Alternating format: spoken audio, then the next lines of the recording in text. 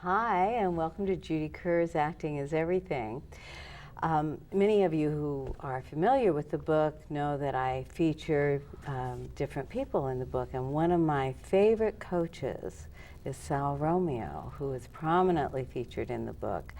And he is an acting coach here in Los Angeles. He teaches classes, he teaches private, and he travels all over the country teaching technique on weekends in other parts of the country. And so we're going to be talking all about method acting as taught by many of the legends. Stanislavski, Strasberg, Meisner, Stella Adler. There we go. So this is Sal Romeo, acting teacher, acting coach, director. Hey, Judy. I'm so glad you're with me, I'm so Sal. glad to be here. So is method all Stanislavski, Adler?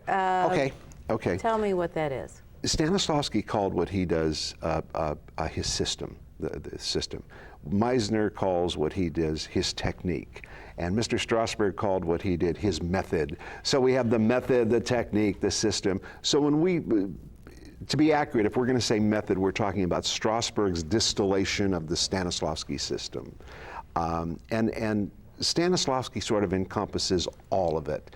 And Mr. Strasberg looked at the work and said, gee, I'm going to focus on relaxation, and I'm going to focus on emotional memory. And Mr. Meisner looked at the technique and said, I'm going to focus on what Stanislavski calls a fluid exchange of emotion, which we refer to as repetition. And Mr. Meisner said, we'll focus on imaginary circumstances and relaxation and object of attention, listening. So they all took this system, this larger system, and distilled it down into their individual techniques, methods, systems. And what did Stella do?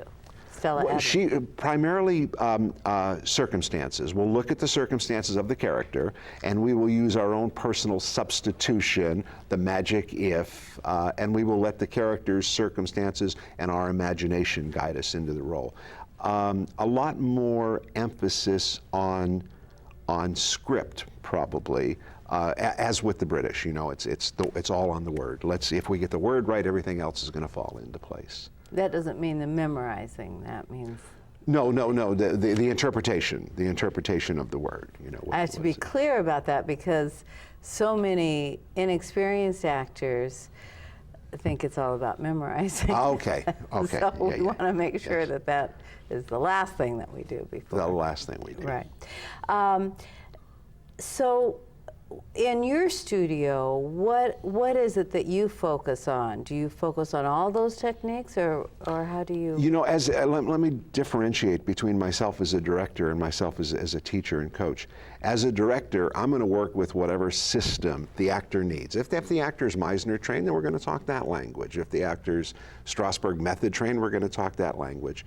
In my studio, when I'm actually teaching technique, I find that for film actors, the key really is the fundamentals of the craft have to start with relaxation, and I find for film actors, sense memory tends to work a little bit better than Mr. Meisner's repetition.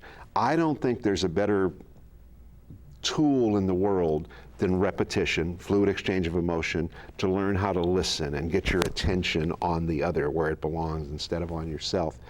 But Mr. Meisner's system relies upon, again, a fluid exchange of emotion. We've got to be there together. Where I think that breaks down in LA is when I go to the casting director, I'm not getting anything here. So if I'm being true to Mr. Meisner, I'm going to come across that table, which may not be appropriate to the material. That's right. The other place it breaks down is God bless him, when Mr. De Niro goes home and you're talking to the piece of tape on the wall for your close-up, there's no fluid exchange. So I find in that sense that Mr. Strasberg's sensory work, not emotional recall, big difference, that the sensory work will let me bring it myself if it isn't here in the moment. Now, I think with any technique, that if you and I are doing a scene and it's happening right here, right now, well, I don't need no Mr. Strasberg or no tools. Right. We got it going on right now. Just leave it alone. But I have these tools to back me up if I need them. Now we're talking about using sense memory and the difference between sense memory and emotional Yes. recall. Can we get into that a little bit? Please, that's just exactly what I wanted to ask. Cool. All right, again, it all starts with relaxation. And quote Mr. Strasberg. Should we start with relaxation Not first? a bad idea. Yeah. Let's start with relaxation, because so many new actors who come to me, many people come for a career consultation right, after reading the book and moving here.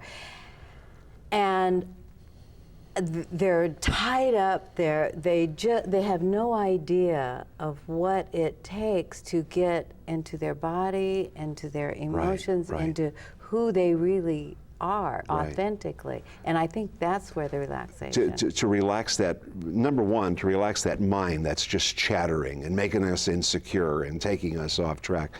To learn how to discipline and quiet the mind so that in turn we can start to relax the instrument, relax the body, quiet the body. And once we learn to relax the mind and relax the body, we can start to learn how to feel what's going on inside of our body and how we literally hold our feelings, our emotions with the muscles of our body. Well, how do you learn how to do that, and how can people who are watching this start to do it? Well, I'm not sure if I can do it in a couple of minutes, but relaxation work, and it is work. It's hard work to learn how to relax. Relaxation work, there's several different methods, and Mr. Strasberg's method, which I think is really a good method, is simply about quieting your mind, and you quiet it with breathing, you quiet it with yoga, you quiet it with meditation, whatever works. And I've got techniques I use in class to teach students different ways to start that process. Once I quiet the mind, now I'm going to start looking for where in my body am I holding tension. And I'm going to start to stretch that muscle or muscle group slightly beyond the area of habit. I'm not going to damage anything, I'm not going to pull anything, but just stretch it out. And as I stretch it out, I want to feel what's going on there. So if you have a tension here or a pain there, that's where you're holding. I'm going to start where I'm holding the most tension, and I'm going to start stretching that out. I'm going to keep my attention on that muscle or muscle group that's being stretched out for a couple of reasons that we'll sort of get to here in a second. So I'm going to stretch that muscle or muscle group out. I'm going to set it back down, keeping my attention on it so I can feel what's going on, so I can feel if I'm holding a feeling there. If I am, when I stretch that muscle out and set it back down, there's going to be a release of energy. The energy it took to hold the tension is now going to be released. That's an impulse. If I can learn to take that energy, and put it out to sound, so that ultimately I can take that energy and put it on my words, bam. Now, one of the things that I've learned for myself, and we try to impart to our actors, is how I hold different feelings in my body. And I remember every day in the 8th grade, Sister Mary Esperantia coming up and saying, "Salvatore, get that grin off your face." So Salvatore is tensing up here, and he's tensing up in his stomach, and he's tensing up his fists. And since I was a little boy, the way I held my silliness in is with that. Or the way I hold my anger in is my jaw tightens, my forearms tighten, my gut tightens, my genitals, and that's how I hold my anger in. If I can learn in my body the patterns of muscles where I hold my feelings, just by putting my attention to those muscles and relaxing them, I can start to feel that feeling. And then I can access that feeling a lot easier. Is this making some sense? Absolutely. Cool. And even in your close-up, when you're shooting your scene, you can still check into your relaxation, because you don't have to be moving, and that can ease your face. Sure. That can allow the emotion for the camera to see it in your eyes, and to continue that relaxation on it. It isn't just an acting class exercise. No, it's a life exercise. I probably haven't acted except a little thing for a friend here or there in 35 years, and yet I still do this work almost every day of my life, you know. It keeps me relaxed, it keeps me centered, it sort of keeps me in touch with who I am and what I'm feeling and what's going on in my life. Well, I did that right before we I started. saw you. Oh, you did? Oh. I saw you, right? So transparent. Sure, and the reason why when I'm doing the relaxation work and I'm teaching it in class, we were talking about keeping your attention on the muscles that you're working, so that in the middle of a scene, if I bring my attention to that place where I'm tense, that muscle's been conditioned. Oh, the mind is coming here, that means relax. We've conditioned the muscle to respond to the mind when we do the work in class. You mentioned one other thing. There's a favorite relaxation exercise that I do for camera close-up. We bring all of our attention to the center of the forehead, and we begin by just relaxing the forehead. From there, I move the center of my attention to the outside corner of my two eyes, and we relax starting from there, right? And we're starting to relax. Then I move my attention to the inside corner of my two eyes and relax. Then I move my attention to the side of my nose and down my smile line, and all of this starts to relax. The outside corner of my lips. So it's 1, 2, 3, 4, 5, 6. Takes, if I've got 2 minutes, I can do it in 2 minutes. If I've got 10 minutes, I take 10 minutes. And the fact that I'm taking all of my attention and putting it into relaxing my face, where we've got so many masks, Right. as that starts to relax, the mind is relaxing because I've given my conscious mind a chore, a task, relax the face. So that stops the chatter. As the face starts to let go, everything else just starts to follow through. And it's a wonderful relaxation before you're going to do your close-ups. Wow. Turns out to be a wonderful relaxation, period. It's almost meditative in the way that it works. I just did that as you were talking Cool. about. And of course, I find I have a whole pile of tears underneath there. Yes. And so that, right, Yeah, yeah. it's sitting underneath there.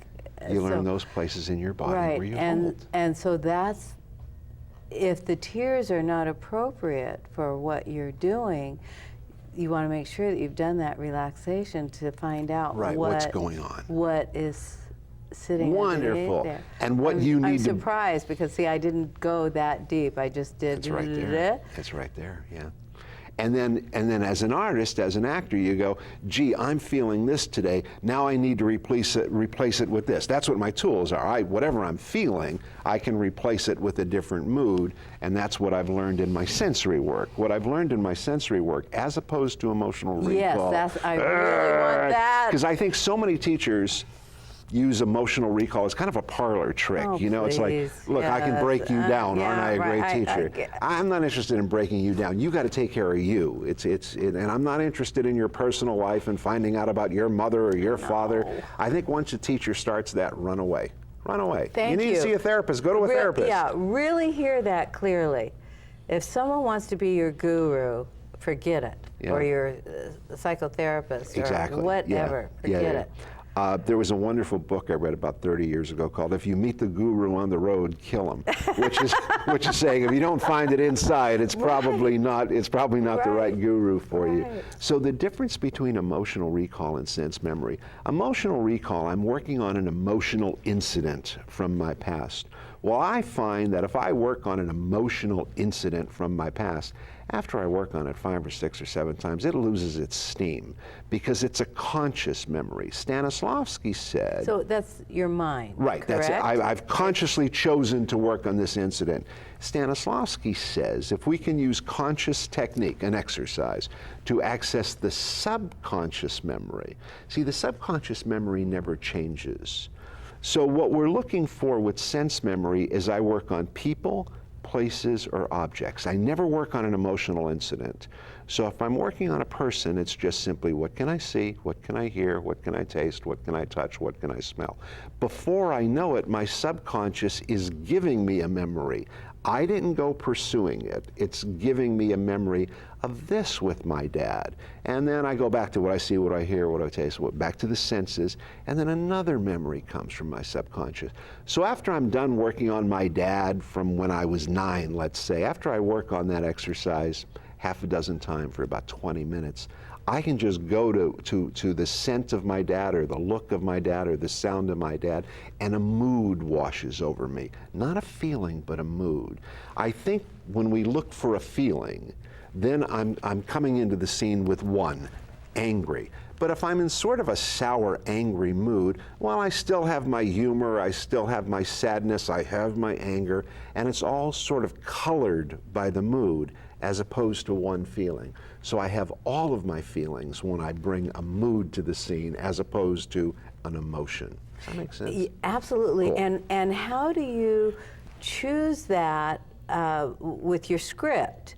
Because we're just kind of talking about exercises right now, but let's say you have in your script, right, and it has the mood, or you want to remember a time when you felt betrayed by... Well, see, I don't remember that. I don't remember a time. I remember a person, a place, or an object, and the mood just washes over me. Right. So how do you make that choice using a script, and can you use something particular that people might? Sure. So if I see the script and I say, you know, I kind of want to try to bring this mood to the scene, well, then I can just pull a tool out. If I can't, if it isn't there in the moment, if I can't just come with it right here, right now, if I can't just go to my body and find sort of an angry mood.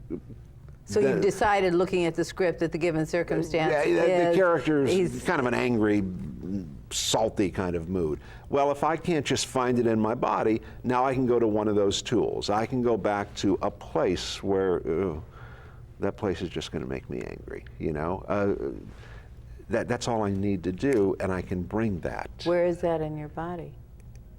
Well, where angry is in my body, well, it's in my jaw, it's in my forearms, it's a little bit in my biceps, and you know it's in that. my gut. How do you know? Yeah, because I've worked on it, because I've done the relaxation work in class. I've worked on relaxation time and time again so I can learn it. One of the things that I love to point out, if we can sort of go back to the beginning of relaxation, can I test you? Sure. Okay, all right. Who's the greatest basketball player of all time? Michael Jordan. Michael Jordan. You've never seen anybody more relaxed on a basketball court than Michael Jordan. You see Frank Sinatra sing, just as relaxed as can be. You see Baryshnikov dance, or Matakova, just as relaxed as can be. The greatest boxer of all time, Muhammad Ali. Float like a butterfly, sting. You see the sprinters in the Olympics just getting all loose and relaxed, energized but loose and relaxed. What about Michael, was it Phelps, the swimmer? Just the relaxation of this kid. He was like such a big... totally energized but totally relaxed, you know, so relaxation is such a key. I don't know if I've already mentioned this. Mr. Strasberg would say, relaxation leads to concentration. Concentration leads to imagination. Imagination leads to inspiration. You know, relaxation leads to concentration, leads to imagination, leads to inspiration, which it all starts with relaxation. When I'm relaxed, I can focus better, I can concentrate better. When I concentrate better, I'm so into the other, off of myself, my imagination is triggered, and once I'm in my imagination, that's when I'm inspired and I transcend, and that's when we walk off and we can't even remember what we did. It was so wonderful, but we knew it was really good. We knew it was really good, you know, but we don't know what it was. Oh, what was I going to say? Oh, where does fear play in this? Where does fear play? Uh-huh. I'm not sure. I know where to find it in my body. But I mean, don't you think that this helps transcend? Oh, absolutely. Fear. Thank you. That was what I was. Yes. You know, fear is out of control thinking. Fear is thoughts running away. Fear is, I'm never afraid of anything in the moment, ever. I'm always afraid of what might happen. I'm not afraid of this. Sal, phobic about roaches, right? Do not like roaches. All right, so if I see a roach, I'm afraid of what that roach is going to do. It's not the roach that it's what it's going to do. It's in the future. Even if the roach was on me, it's like, I'm afraid what it's going to do next. See, so it's always my thinking that creates fear. If I can get my thinking in control, I can control my fear. And how do you do that? So I'm always afraid of the future. How do you do that? Well, I think the big one for me was to realize who's in control here.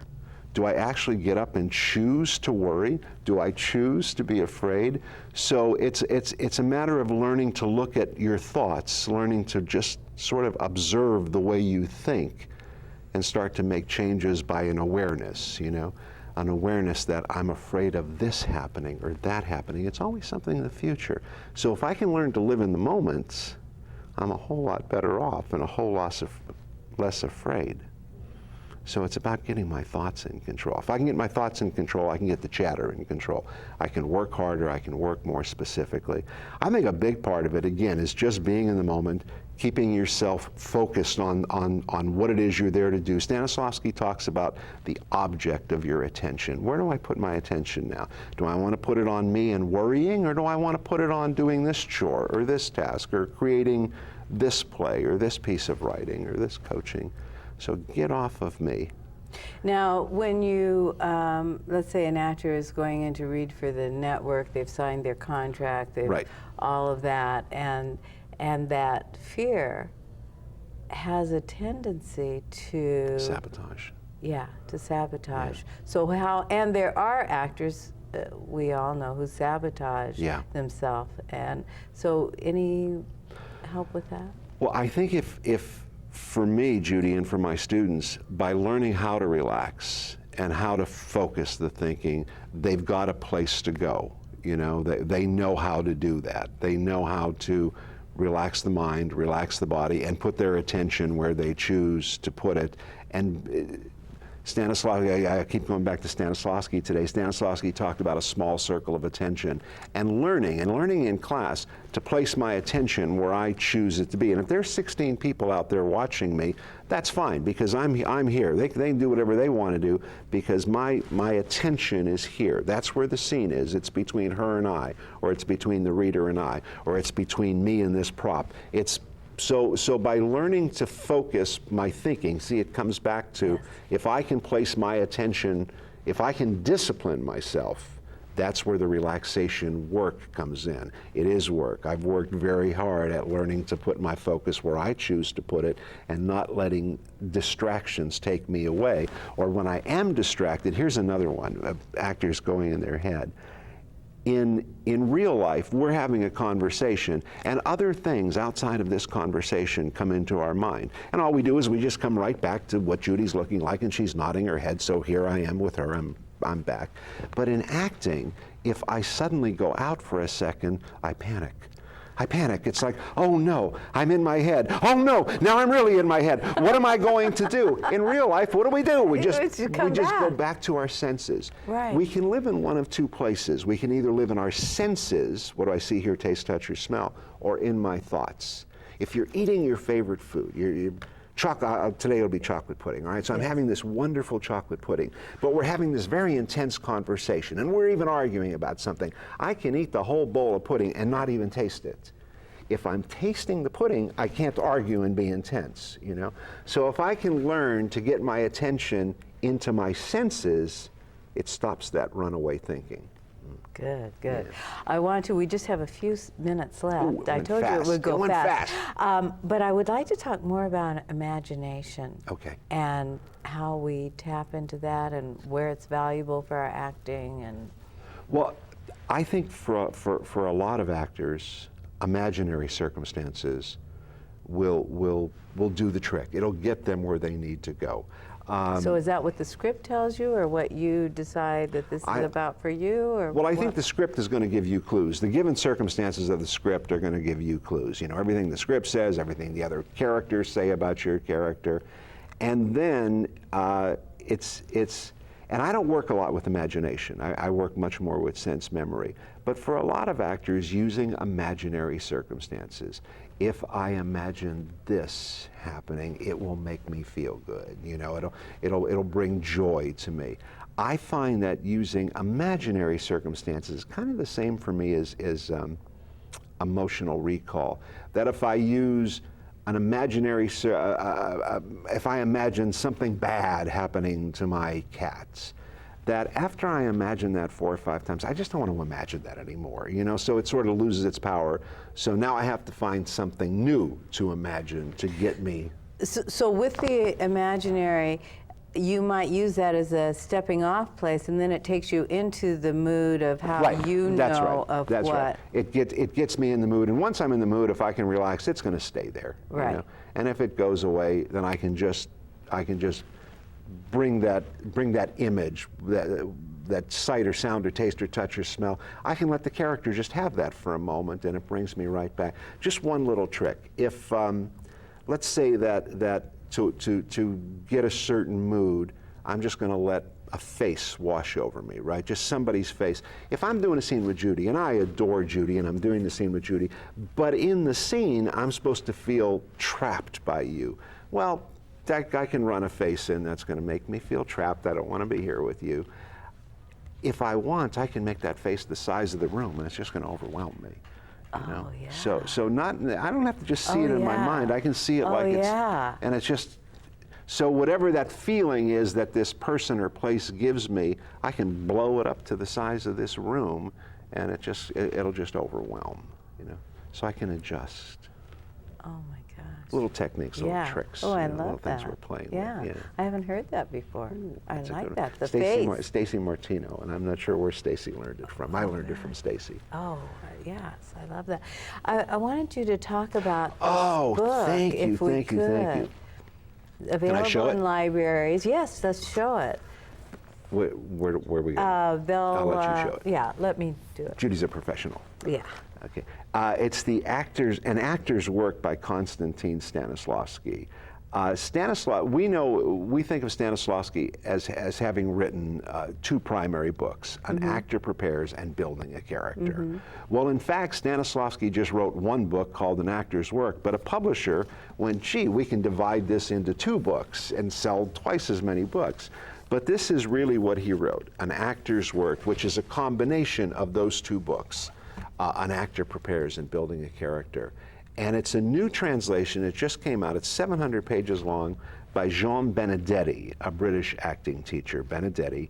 And it's wonderful because the earlier versions sort of lose the spirit that Stanislavski wrote the book in. This is the story of a student going to a conservatory for 2 years, learning the craft of acting. You know, we are at the end of the show. So thank you so much for watching. This is Sal Romeo, Los Angeles acting coach, director, teacher extraordinaire. Thank you. And let's continue on talking about the book. I love the book. Yeah, it's 700 pages. It's one book, and it has a real light spirit to the student going to the conservatory. His angst, his anxiety, his excitement, his confusion, and it's just a joy to read. It's a real fun book. It's a real easy read, and yet it's everything Stanislavski wanted it to be. And it's in one book. Yeah. And it's at the libraries. Yeah, You get it at the and library. so for people who are interested, well, for all actors, but certainly people who are just getting into acting. For me, it's the Bible. Yeah. It's the Bible of acting for me. And I like to hear that it's easy to read. It's easy to read. It's not fun in to read. Russian? Not in Russian, no. The earlier translations are a bit tedious, you know. It's got a little bit of Russian tedium to it. Yes. Where Stanislavski wrote a light-spirited book.